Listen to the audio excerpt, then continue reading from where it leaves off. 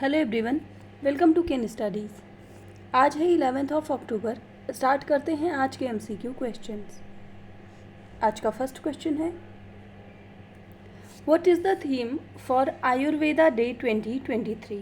आपसे पूछा जा रहा है आयुर्वेद दिवस 2023 की थीम क्या है।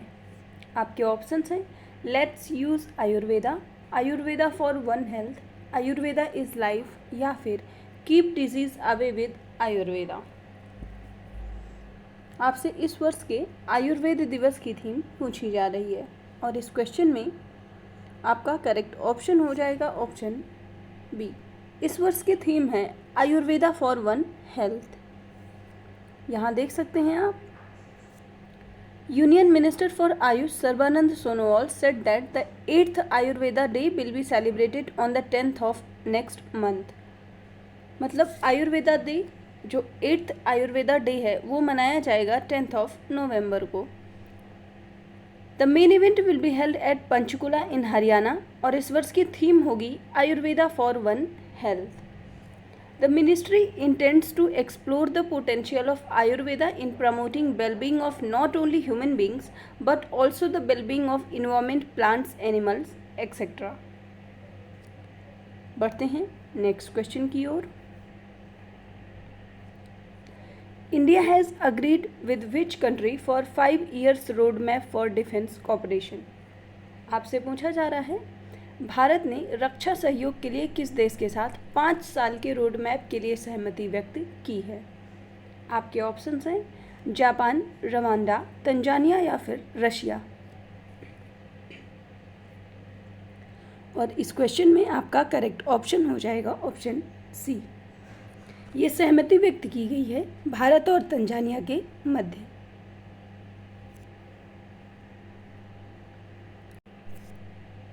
यहाँ देख सकते हैं, prime minister Narendra Modi and Tanzanian president Samia Suluhu Hassan will held wide ranging talks in New Delhi and elevated their age old friendship to a strategic partnership. India and Tanzania agreed on a 5-year roadmap in the field of defense, covering military training, maritime cooperation, capacity building and the defense industry. तो ये समझौता 5 साल के लिए जो हुआ है defence cooperation से संबंधित, ये हुआ है इंडिया और तंजानिया के मध्य। बढ़ते हैं नेक्स्ट क्वेश्चन की ओर। Cricket is set to be included in Olympics 2028. So which city will host the Olympics in 2028?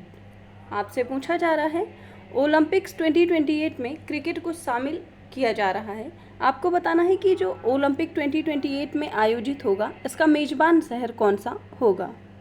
आपके ऑप्शंस हैं, Paris France, Los Angeles USA, Buenos Aires Argentina या फिर रियो डी जेनेरियो ब्राज़ील। और इस question में आपका correct option हो जाएगा ऑप्शन बी। 2028 में ओलंपिक्स का आयोजन लॉस एंजल्स यूएसए में किया जाएगा। So cricket is set to be included in 2028 Los Angeles Olympics and the decision will be officially announced after the International Olympic Committee's 141st session in Mumbai on 15th October 2023. The Olympics had earlier hosted cricket in 1900 when England played France in a single match to decide the gold medal. आप लोग image में देख सकते हैं, पिछला जो Olympics का आयोजन हुआ था 2020 में, उसका आयोजन टोक्यो में हुआ था। नेक्स्ट 2024 में इसका आयोजन फ्रांस पेरिस में किया जाएगा और 2028 में इसका आयोजन लॉस एंजल्स यूएसए में किया जाएगा। बढ़ते हैं नेक्स्ट क्वेश्चन की ओर। Which of the following country chaired 2023 International Conference on Climate Change and Nuclear Energy? आपसे पूछा जा रहा है, निम्नलिखित में से किस देश ने जलवायु परिवर्तन और परमाणु ऊर्जा पर अंतर्राष्ट्रीय सम्मेलन 2023 की अध्यक्षता की है। आपके ऑप्शंस हैं, इंडिया, जापान, यूएई या चाइना। और इस क्वेश्चन में आपका करेक्ट ऑप्शन हो जाएगा ऑप्शन सी। इसकी अध्यक्षता करी है यूएई ने। यहाँ देख सकते हैं, the UAE is chairing the 2023 international conference on climate change and nuclear energy from 9th to 13th October. and the conference aims to provide a platform to the member states to exchange information on the role of nuclear energy. इसके साथ ही UAE host करेगा COP28 को from 30 November to 12 December in Dubai expo city. तो आप ध्यान रखेंगे international conference on climate change and nuclear energy के साथ ही COP28 का आयोजन भी दुबई में मतलब यूएई के द्वारा किया जाएगा दुबई में। बढ़ते हैं नेक्स्ट क्वेश्चन की ओर। 16th agricultural science Congress held in which of the following city. आपसे पूछा जा रहा है 16th कृषि विज्ञान कांग्रेस निम्नलिखित में से किस शहर में आयोजित किया जाएगा।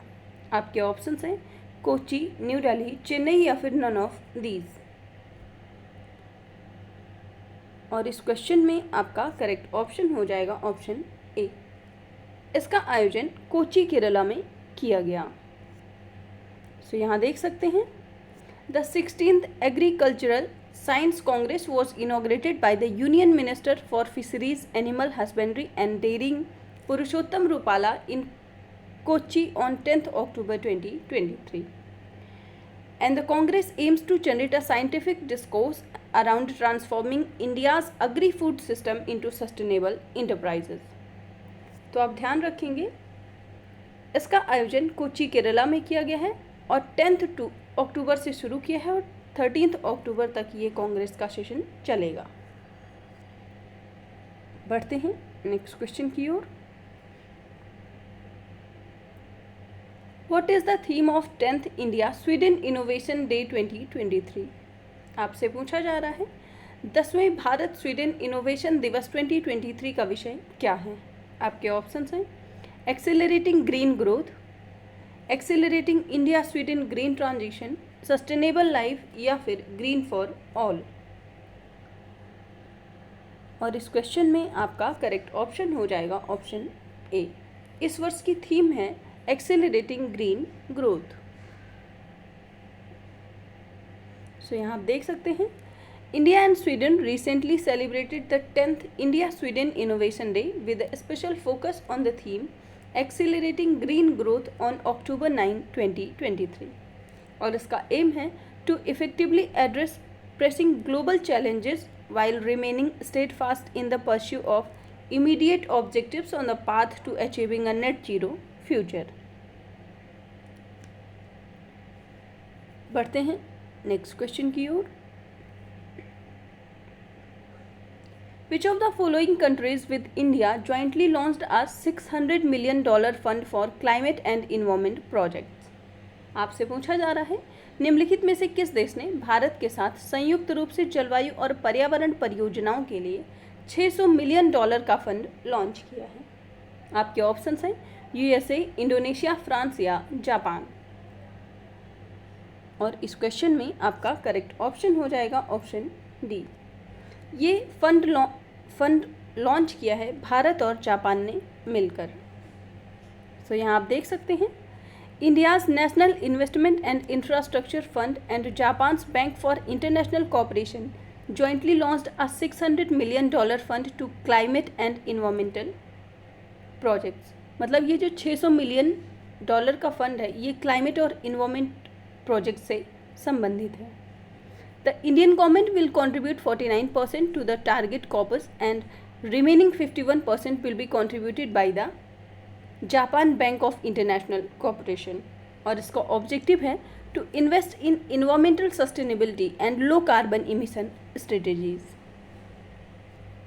सो आज की करंट अफेयर सेशन में इतना ही। Thank you for watching. Do like, share and subscribe.